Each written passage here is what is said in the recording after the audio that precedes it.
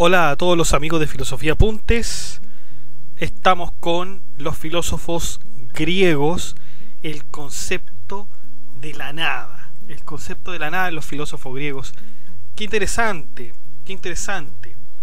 De todas formas, este va a ser un podcast bastante corto porque solamente nos vamos a concentrar en lo sustancial de los filósofos griegos. Por lo tanto, no va a ser muy extendido. Vamos a ver a Parménides, Platón, Aristóteles y Epicuro. Y vamos a relatar un poco del concepto de horror vacuo. La nada, por cierto, que es un tema que a todos nos atrae, que es interesante, que es también a veces muy conceptual, porque uno dice, bueno, ¿qué es la nada? La nada ni siquiera debería nombrarse, ni siquiera deberíamos poner una referencia porque justamente es la nada. ¿Tiene dirección la nada? ¿Va para algún lado? En absoluto, no tendría que ir para ningún lado si no es la nada. No tendría ningún ser, nada en absoluto. ¿Se dan cuenta cómo es difícil de conceptualizar la nada? Pero bueno, los filósofos griegos, los filósofos incluso medievales intentaron describir la nada a pesar de su significado. Así que sin más dilación vamos allá.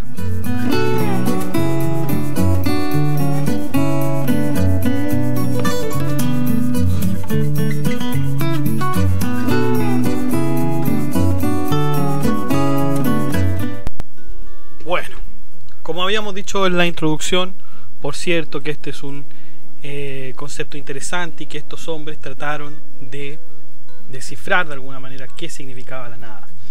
Parménides dijo que la nada no es y no se puede conocer ni expresar. Eso es la nada, lo que no es y no se puede conocer ni expresar.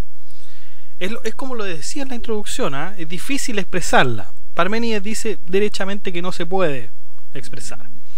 Esta tesis fue apoyada por Gorgias, conocido sofista, porque expresaba que si la nada es, entonces es y no es al mismo tiempo. Claro, por un lado debo referirme a la nada como algo, y si me refiero a algo, entonces tiene que ser. Y por otro, debo decir su naturaleza. Claro, y la naturaleza es que es un no ser. Pero ¿cómo me puedo referir al no ser si el ser ya es algo? Difícil. Entonces, ahí hay una especie como de aporía, ¿no? Platón fue más allá de Parménides, aceptando el ser del no ser. Por lo tanto, para Platón, la nada, o el no ser, es más bien una alteridad. Por ejemplo, lo bello se diferencia de lo no bello, del no ser. Y en este caso, habría una analogía entre lo bello y el ser que puede entenderse perfectamente. Claro, cuando nosotros hablamos de sujetos indeterminados, como lo diría por ejemplo Boecio, o algún otro lógico, como decir no hombre, un no bello, no justo, podríamos decirlo lógicamente, entonces ahí tendríamos un no ser, tendríamos una ausencia, pero claramente de todas formas se refiere a algo, se sigue refiriendo a algo. Aristóteles no hablaba propiamente de nada, pero sí habló del vacío. Esta concepción del vacío en verdad es más bien física, más física que filosófica. Cuando se pregunta si un balde está vacío por ausencia de agua, la verdad es que no está vacío, sino que en vez de agua contiene aire. Existe un reemplazo entre las materias, pero no existe una nada como contenedor y contenido. En efecto, Aristóteles tenía su teoría física del contenedor y el contenido. Hablaba, ¿no es cierto?, en sus textos de física de un jarrón, que es el contenedor, y el vino, que es el contenido. Entonces ese era el ejemplo que daba. Y cuando el vino es derramado y cae, entonces el lugar del vino es el suelo. El vino cae, se derrama, se rompe el jarrón, por ejemplo, y el vino cae en la tierra. Entonces ya la tierra, el suelo, el lugar del vino.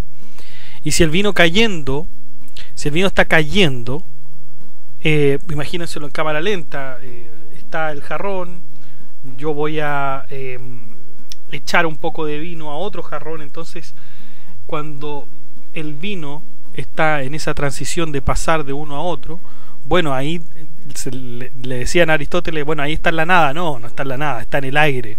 De hecho, el aire va sosteniendo de alguna manera al vino. Y por lo tanto, en definitiva, todo está en un contenedor, de acuerdo con Aristóteles. Y esto del vacío en realidad sería difícil de imaginar, sería difícil de explicar, ¿no? Sería difícil de explicar. Y es lo que Aristóteles se refería en el libro cuarto de la sección octava de la física, el horror vacui. El horror vacui, es decir, horror vacuo, donde nos comenta la imposibilidad del vacío en términos absolutos. No podemos referirnos al vacío en términos absolutos. El vacío o la nada podríamos referirnos solamente como una valga la redundancia, como una referencia, pero no como una cosa sustancial que sustancialmente existe, ¿no? Por lo tanto, para Aristóteles el vacío estaría descartado. Perdón, la nada, digamos. Epicuro, a partir de la adherencia que Epicuro tenía a la teoría atomista, tenemos que el filósofo sí creía en el vacío. De hecho, nos decía que sin el vacío no existiría movimiento. Por supuesto, para que una cosa pueda moverse necesita hacerlo en un espacio que no obstruya su movimiento. Y ese espacio al que se refiere Epicuro es el mismo espacio que necesitan los átomos, que de acuerdo con el filósofo los átomos se moverían con dirección hacia abajo. Y este espacio que necesitan los átomos para moverse es el vacío. ¿Podríamos decir que es la nada eso? Es discutible que podamos decir que en realidad Epicuro hacía un sinónimo de vacío con la nada, pero es lo más cercano que podríamos decir de la nada, en cuanto al concepto de nada, ¿no? Bueno, eso ha sido entonces, les dije que iba a ser un podcast súper cortito sobre el concepto de la nada en los filósofos griegos. Si usted conoce a un filósofo griego que también habló sobre la nada, por favor póngalo ahí en la caja de comentarios y vamos a ver de qué se trata también.